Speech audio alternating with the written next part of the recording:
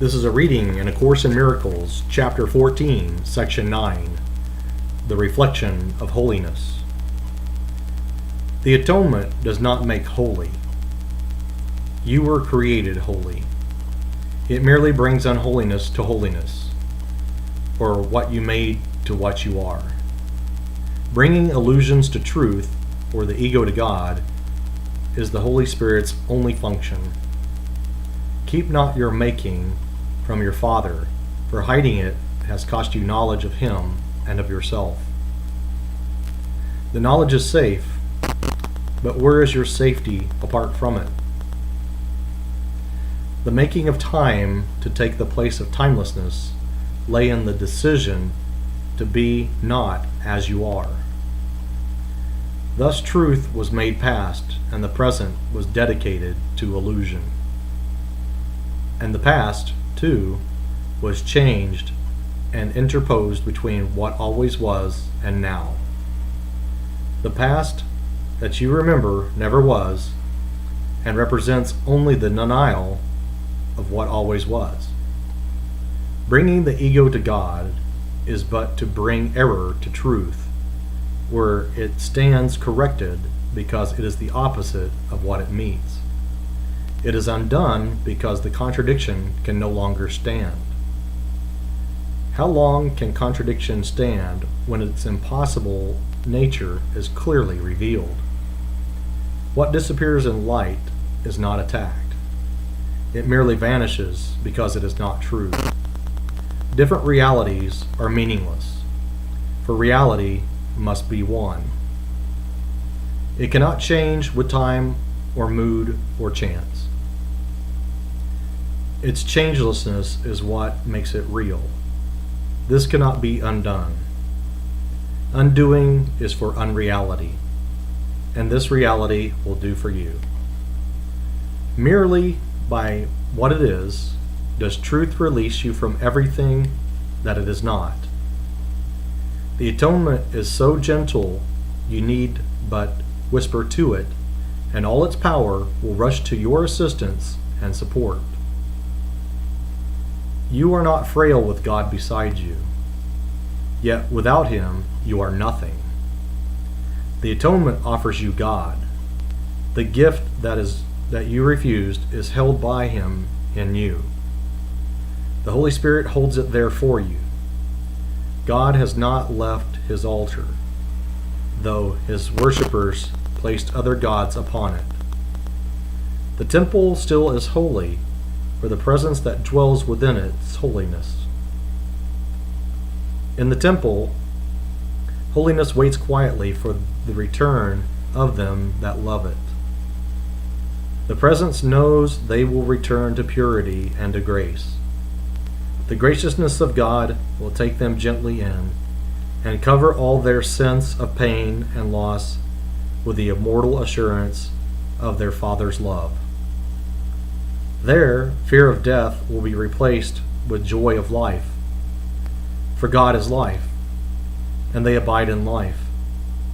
Life is as holy as the holiness by which it was created. The presence of holiness lives in everything that lives. For holiness created life, and leaves not what it created holy as itself. In this world, you can become a spotless mirror, in which the holiness of your Creator shines forth from you to all around you. You can reflect heaven here, yet no reflections of the images of other gods must dim the mirror that would hold God's reflection in it. Earth can reflect heaven or hell, God or the ego.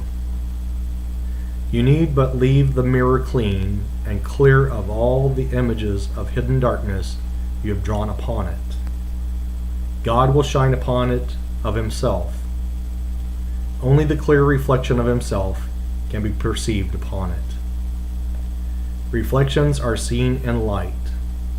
In darkness they are obscure, and their meaning seems to lie only in shifting interpretations rather than in themselves. The reflection of God needs no interpretation, it is clear. Clean but the mirror, and the message that shines forth from what the mirror holds out for everyone to see, no one can fail to understand. It is the message that the Holy Spirit is holding to the mirror that is in him. He recognizes it, but because he has been taught his need for it, but knows not where to look to find it. Let him then see it in you and share it with you. Could you but realize for a single instant the power of healing that the reflection of God shining in you can bring to all the world, you could not wait to make the mirror of your mind clean to receive the image of the holiness that heals the world. The image of holiness that shines in your mind is not obscure and will not change. Its meaning to those who look upon it is not obscure, for everyone perceives it as the same. All bring their different problems to its healing light, and all their problems find but healing there. The response of holiness to any form of error is always the same. There is no contradiction in what holiness calls forth. Its one response is healing, without regard for what is brought to it. Those who have learned to offer only healing because of the reflection of holiness in them are ready at last for heaven. Their holiness is not a reflection, but rather the actual condition of what was but reflected to them here. God is no image, and his creations, as part of him, hold him in them in truth.